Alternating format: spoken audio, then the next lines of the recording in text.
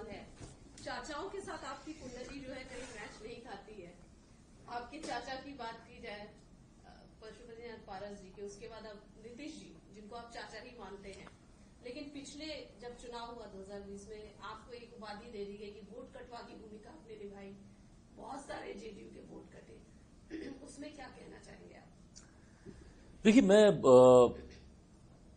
परिस्थितियों को इसका दोष दूंगा।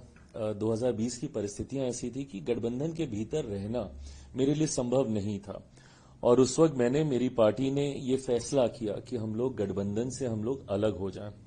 चाचाओं का आपने जिक्र किया, मुझे लगता है कि आज मेरे एक चाचा को ये बात और अच्छे से समझ में आ गई होगी कि कई बार आपको अलायंस में इतना कॉर्नर कर दिया जाता है कि आपके पास विकल्प ही नहीं बचता अकेले चुनाव लड़ने के अलावा।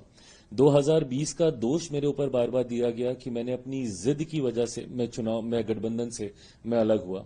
मेरे चाचा जी ने जब पार्टी परिवार से मुझे अलग किया तो उस वक्त भी उन्होंने मेरे ऊपर यही आरोप लगाए कि मैंने अकेले ये फैसला ले लिया, जबकि वो सब गठबंधन के तहत चुनाव लड़ना चाहते थे और मैंने अलग चुनाव लड़ने का मैंने फैसला लिया। आज जब वो और उनकी पार्टी खुद अकेले चुनाव लड़ रहे हैं तो मुझे लगता है कि उनको ये समझ में आता होगा कि जब गठबंधन में आपको पूछा नहीं जाता है तो आपके पास अकेले चुनाव लड़ने के अलावा विकल्प नहीं बचता। मेरे पास जरूर उस वक्त ये विकल्प था कि मैं महागठबंधन की ओर जा सकता था, पर मेरा समर्पण मेरे प्रधानमंत्री के प्रति इतना था कि मैं गठबंधन से अलग भी हुआ, पर मैं प्रधानमंत्री जी के सामने या उनके प्रत्याशियों के सामने मैंने अपने प्रत्याशी ना के बराबर मैंने उतारे। जनता दल यूनाइटेड के सामने ही मेरे पास ऑप्शन था, उनके सामने मैंने प्रत्याशी उतारे, जिसका नुकसान भी जनता दल यूनाइटेड को हुआ, और इसका आक्रोश बहुत स्वाभाविक है। अगर कल को कोई मेरी पार्टी के सामने चुनाव लड़के मुझे उसका नुकसान देगा तो मैं भी उससे आक्रोशित होऊंगा। तो मुख्यमंत्री जी का वो आक्रोश बहुत स्वाभाविक है मेरी सर आंखों पर अब तब से लेकर अभी तक इन 5 सालों में गंगा से काफी पानी बह चुका है, परिस्थितियां काफी बदल चुकी हैं। मेरे मुख्यमंत्री जी के बीच में, हम दोनों के बीच में जितने भी इश्यूज थे, कंसर्न्स थे, चिंताएं थी, उनको रिजॉल्व कर लिया गया है। और मैं मानता हूं कि आप गठबंधन में रहें तो एक ईमानदार सहयोगी की भूमिका में रहें। जिस थाली में खाएं उसी में छेद करें कतई उचित नहीं है, और ये मेरे संस्कारों में भी नहीं है। मेरे पास हमेशा से ये विकल्प था, मैं चाहता तो मैं गठबंधन का हिस्सा दोबारा बनता ही नहीं, आता ही नहीं वापस। पर आज चुनाव जब मैं इनके साथ मिलकर लड़ रहा हूं, मेरी पार्टी पहली बार मुख्यमंत्री नीतीश कुमार जी को मुख्यमंत्री बनाने के लिए चुनाव लड़ रही है। आज तक जब से मेरी पार्टी बनी, 2005 में पापा ने अकेले चुनाव लड़े, दोनों, फरवरी वाला भी, नवंबर वाला भी। 2010 में हम लोग राजद के साथ थे, भारतीय जनता पार्टी, जनता दल यूनाइटेड एक साथ थी। 2015 में जब हम लोग भारतीय जनता पार्टी के साथ आ गए तो मुख्यमंत्री जी की पार्टी राष्ट्रीय जनता दल के साथ जाके महागठबंधन की सरकार बन गई थी, और 2020 में तो मैंने अकेले चुनाव लड़ा था। तो पहली बार मेरी पार्टी मुख्यमंत्री जी को मुख्यमंत्री बनाने के लिए चुनाव लड़ रही है, और इसमें मेरी एक ईमानदार भूमिका का रहना जरूरी है, और उसी भूमिका के साथ मैं कार्य कर रहा हूं। तो आज जब हम लोग इस बात की चर्चा कर रहे हैं तो 2020 की कोई परछाई तक इस गठबंधन के ऊपर नहीं है। बहुत सहजता और एक खुशनुमा माहौल में हम सब कार्य कर रहे हैं। प्रधानमंत्री जी के हनुमान आप खुद को कहते हैं, ये हनुमान जो है बिहार की नैया पार लगाएंगे, बिहार में एक बड़ी भूमिका निभाएंगे, जीत दर्ज करवाएंगे एनडीए के लिए। मेरी क्षमता में जितना होगा उससे ज्यादा मैं कार्य करूंगा। ये विश्वास मैं आपके माध्यम से मेरे प्रधानमंत्री जी को दिलाता हूं, पर मैं मानता हूं कि शायद उनको यह विश्वास ऑलरेडी मुझ पर है। इसीलिए एक सांसद वाली पार्टी को उन्होंने 5 सीटें दी लड़ने के लिए। मेरे लिए बहुत बड़ी बात है जब कोई मुझसे सवाल पूछता है ना कि क्या आप नाराज हैं, मैं कई बार मैं सोचता हूं कि ये सवाल ही कैसे आ सकता है। मैं इससे ज्यादा खुशनसीब अपने आप को क्या मानूंगा।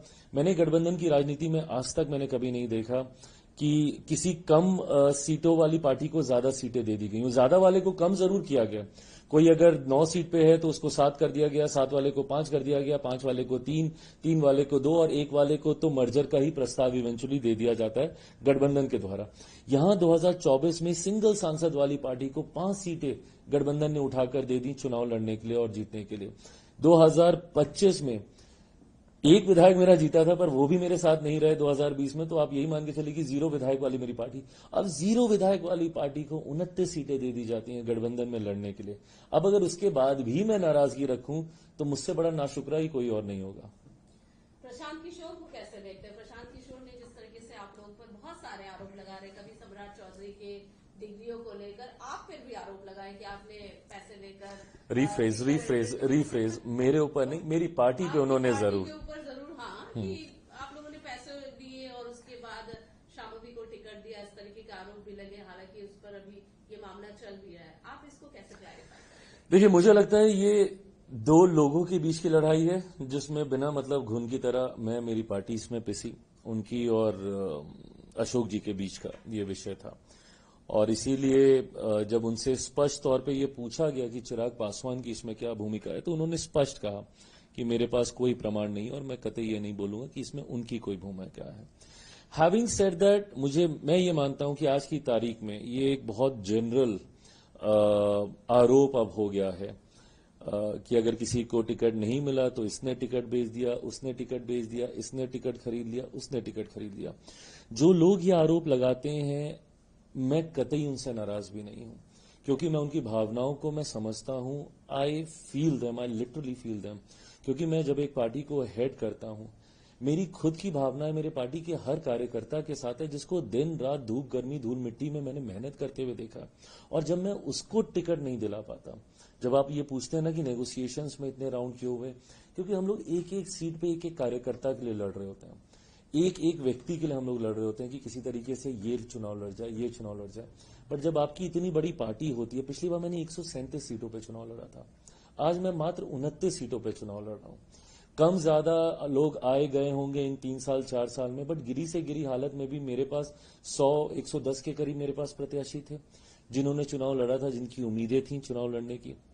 बट आज जब मैं उनमें से मात्र 29, या उसमें भी जब आप सहयोगी दलों के साथ एडजस्टमेंट करते हैं तो वो 29 की भी संख्या पूरी नहीं कर पाते, तो जब आप सबको नहीं चुनाव लड़ा पाते, दुख मुझे भी बहुत ज्यादा होता है। और मैं तो भाई धन्यवाद करूंगा, क्योंकि मैं इनकी जगह होता तो शायद मैं और बहुत आक्रोशित हो जाता कि 5 साल मैंने मेहनत की और आपने इसका ये सिला दिया।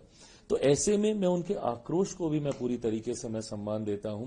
गुस्से में इंसान बहुत सारी बातें बोल जाता है, मैं मानता हूं कि शायद वो खुद भी बाद में इन बातों को मानते नहीं है। 1-2 साल बीतते हैं, फिर सब वापस आते हैं, सबके साथ हम लोग वैसे ही बैठते हैं, फिर एक नए रन की हम लोग तैयारी करते हैं। तो इन आरोपों के तब तक कोई मायने नहीं है जब तक प्रमाण नहीं हो। बट हाँ, अगर प्रमाण कभी सामने आए तो चिराग पासवान सबसे पहला व्यक्ति होगा। भाई, मेरी रगों में एक ऐसे नेता का खून है जिनके ऊपर कोई 1 रुपया तो क्या 1 पैसे तक का आरोप नहीं लगा पाया। 5 दशक 50 साल से ज्यादा वो सक्रिय राजनीति में रहे। ऐसे में मुझे कतई जरूरत नहीं है ऐसे कोई भी कार्य करने की, और मैं मानता हूं मेरी पार्टी के भी किसी नेता कार्यकर्ता को ऐसे कार्य करने की जरूरत नहीं है। बट हाँ, मैं पुनः विश्वास दिलाता हूं कि किसी भी दिन मेरे सामने अगर ये प्रमाणित करके कोई लेकर आया कि इसने सीट के लिए ये लेन देन किया है, तो सबसे पहला व्यक्ति चिराग पासवान ही होगा उसके ऊपर कार्रवाई करने वाला। विरोधियों की बात कर लेते, प्रशांत किशोर पहली बार चुनाव मैदान में उतर रहे जनसुराज पार्टी, कैसे देखते हैं इस पार्टी को? क्या है, बहुत क्लेम कर रही है, दावे कर रही है कि हम ही जीतेंगे और हमारी सीधी टक्कर एनडीए और जनसुराज की है, महागठबंधन तो बिल्कुल साइडलाइन है, उनका जो बयान है। मुझे नहीं पता, क्योंकि मैंने बहुत ज्यादा ध्यान केंद्रित किया नहीं जन स्वराज के ऊपर कि वो लोग क्या कर रहे हैं, जनता के बीच उनकी कितनी पकड़ है। मैंने हमेशा किसी भी लकीर को छोटा करने से आता अपनी लकीर को इतना बड़ा करते जाओ कि कोई दूसरा आपकी टक्कर में रह ना पाए। मैंने हमेशा अपनी मेहनत पे कार्य करने का मैंने प्रयास किया और वही अभी भी मैं कर रहा हूं। हैविंग सेड दैट, मैं ये भी मानता हूं, मैं बिहारियों की बुद्धिमत्ता पर मैं बहुत विश्वास करता हूं, और मेरा ये अपना भी अनुभव है, मेरा ये अपना व्यक्तिगत अनुभव है, क्योंकि 2020 में मैं भी अकेले चुनाव लड़ रहा था। और उस वक्त की भी आप तस्वीरें निकाल के देखिएगा, वीडियोस निकाल के देखिएगा, जिस तरीके से भीड़ आती थी मेरे रोड शो में, जिस तरीके से माहौल बनता था, कहीं ना कहीं मैं भी इसी कॉन्फिडेंस में था कि एक अच्छी संख्या के साथ मैं उस चुनाव को जीतूंगा। बट इवेंचुअली होता क्या है, क्योंकि बिहारी इतने समझदार हैं, और राजनीतिक दृष्टि से खास तौर पर मैं इस बात को मानूंगा, क्योंकि मैं देश भर में घूमा हूं, हर एक राज्य में मैं गया हूं, and I have not seen this kind of political knowledge रखने वाले लोग मैंने बाकी ना के बराबर किसी राज्य में देखे। उत्तर प्रदेश में जरूर फिर भी मुझे ऐसे दिखते हैं। तो बिहारी क्योंकि राजनीतिक तौर पर इतने जानकार होते हैं कि वो इवेंचुअली अपना मत वेस्ट नहीं करते हैं। आज क्योंकि 2020 का मेरा अनुभव है, मुझे था कि मैं बहुत अच्छी सीटों से मैं जीत रहा हूं। मेरे हर एक प्रत्याशी ने मुझे आके बोला कि भैया एक रात पहले चुनाव पलट गया, भैया एक रात पहले चुनाव ये हो गया, 2 दिन तक तो बहुत अच्छा माहौल था, 2 दिन पहले चुनाव पलट गया।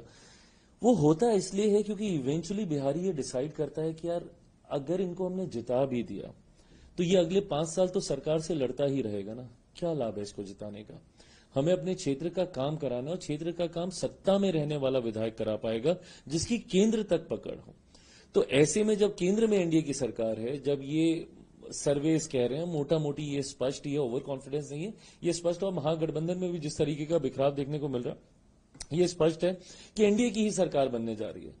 तो भैया हमने एक जन स्वराज के, अगर हमने एक विधायक को जिता भी दिया तो क्या करेगा? ये अगले 5 साल विधानसभा में भी लड़ता झगड़ता रहेगा, केंद्र में भी इसको कोई नहीं पूछने वाला। तो ऐसे में माइट एज वेल हम लोग एक ऐसे एनडीए के ही प्रत्याशी को हम लोग जीत दिलाएं जो कि कम से कम विधानसभा में जाकर हम लोग की बात करे, केंद्र में प्रधानमंत्री जी से मिलकर हम लोग के कार्य कराने का प्रयास करे। तो इस दृष्टि से इवेंचुअली वो चुनाव जो है बायपोलर होके ही रह जाता है। और इस बार तो मैं बायपोलर भी मैं नहीं मानूंगा, क्योंकि दूसरी तरफ तो पोल खड़ा ही नहीं हो पाया। तो यहां पे मैं मानता हूं कि इस बार अधिकांश विधायक एनडीए के होंगे।